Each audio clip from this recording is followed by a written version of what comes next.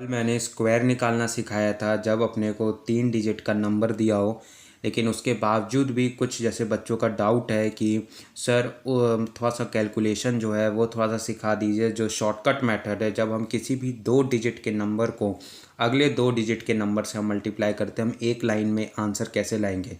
क्योंकि ये जो मेथड है थोड़ा सा कैलकुलेशन हमारा तेज कर देगा, और जो हमारे सेकंड्स हैं, कम से कम अगर आप इस कैलकुलेशन को करिएगा तो 10 सेकंड तो आपके सेव होते ही होते हैं। तो आज हम इसी कैलकुलेशन को थोड़ा सा सीखेंगे, क्योंकि ये देखिए यहाँ पे जैसे मैंने एग्जांपल के तौर पे लिया है 64 को अगर हम 32 से मल्टीप्लाई करेंगे तो एक लाइन में आंसर हम कैसे लाएं। तो सबसे पहला जो इसका मेथड होता है, आप सबसे पहले इस 2 को 4 से मल्टीप्लाई करेंगे, यानी कि जो राइट हैंड साइड के जो ऊपर नीचे वाले नंबर है ये दो नंबर को आप मल्टीप्लाई करेंगे। तो आपको पता है कि 2 4 जा आपका 8 होता है। ठीक है, तो पहला स्टेप हमने ये किया।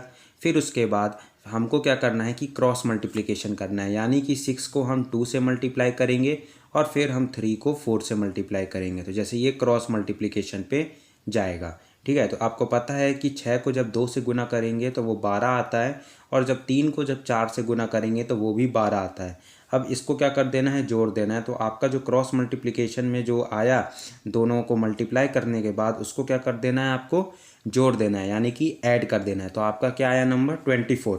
अब इस 24 का आपको 4 यहाँ पे लिखना है, और जो आपका ये जो 2 है वो आपका यहाँ पे कैरी में जाएगा, कैरी में चला गया। तो 2 स्टेप यहाँ पे क्लियर हो गए। अब जो तीसरा स्टेप है, तीसरे स्टेप में आपको क्या कर देना है, इस 3 को आपको 6 से मल्टीप्लाई करना है।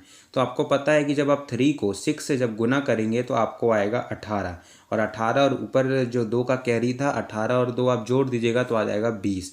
तो यानी कि ये हो गया आपका 2048।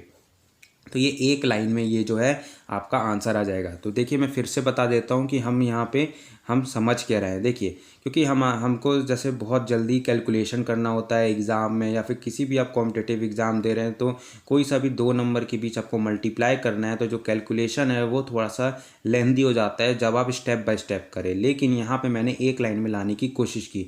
सपोज़ करिए कि आपको कैलकुलेशन में 89 का गुना करना है आपको 76 से। ठीक है, इसका गुना करना और एक लाइन में आपको आंसर लाना है। तो उसी स्टेप को हम यहाँ पर भी फॉलो करेंगे। सबसे पहला जो स्टेप है इस प्रोसेस में कि आपको 6 को 9 से गुना करना होगा। तो आपको पता है 6 और 9 को जब आप गुना करेंगे तो ये आता है आपका 54। तो ये जो 54 का जो 4 है वो आपका यहाँ पे आ जाएगा, और जो आपका कैरी में यहाँ पे 5 बचेगा। ठीक है, कैरी में आपका 5 बचा। उसके बाद जो हमने दूसरा स्टेप जो ऊपर देखा था कि हमें क्या करना है, क्रॉस मल्टीप्लिकेशन करना है। अब क्रॉस मल्टीप्लिकेशन करिए तो 6 और 8 को गुना करिए तो ये आपका 48 होता है, 48 होता है। और 7 और 9 को गुना करने के बाद जो हमारा मल्टीप्लाई करने के बाद जो होता है वो 63 होता है। इसके बाद हमने क्या किया, जो क्रॉस मल्टीप्लिकेशन करके जो हमारा गुना आया इसको हमने क्या किया था, जोड़ दिया था। तो 8 और 3 को जब आप जोड़िएगा तो ये आएगा हमारा 11, 1 इधर कैरी पे आपका 1 गया। उसके बाद 6 और 4 को जोड़ने के बाद आपका 10 होता है, और 10 और 1 आपका क्या हो गया, 11 हो गया। तो इसको आप जोड़ क्रॉस मल्टीप्लिकेशन के बाद जब आप जोड़िएगा तो ये 111 है। अब 111 में ये 5 पहले से हमारा कैरी था, तो 111 और 5 हो गया आपका 116। तो अब 116 का जो ये 6 है ये आपका यहाँ पे आएगा, और आपका जो 11 है वो आपका यहाँ पे कैरी पे जाएगा। तो 11 आपका यहाँ कैरी पे गया। तीसरा स्टेप जो मैंने बताया था कि आपको 7 और 8 को गुना करना है। अब 8 और 7 को जब आप गुना करिएगा तो ये आपका 56 आता है, और पहले से आपका 11 कैरी पर है। तो 11 को यहाँ जोड़ दीजिए तो ये क्या हुआ, 7 और 6। तो 6764 आपका सही आंसर है। तो ये जो था शॉर्टकट मेथड था, जब आप किसी भी 2 नंबर को किसी भी अगले 2 नंबर से गुना करिएगा तो। ठीक है, तो आज हमने ये सीखा है, क्योंकि ये जो हमारा आगे जब हम स्क्वायर और स्क्वायर रूट निकालेंगे तो ये जो स्टेप है बहुत इंपॉर्टेंट स्टेप साबित होगा।